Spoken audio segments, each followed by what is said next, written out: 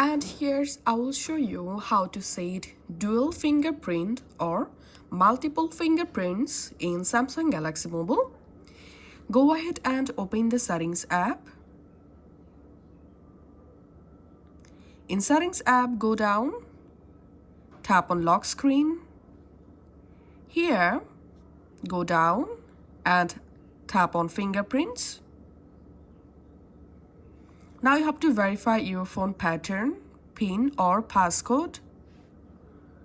And here, as you can see under fingerprints, I've added one fingerprint.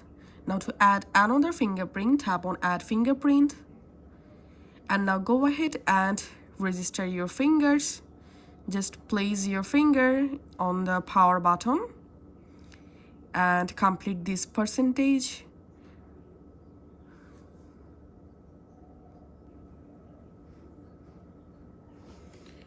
And once you add date, tap on Done.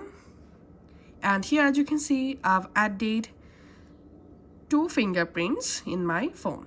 And that's if you want to add more fingerprints, just tap on Add Fingerprint and go ahead and add fingerprints, and you will be able to add up to 3 fingerprints in Samsung Galaxy A16 Mobile.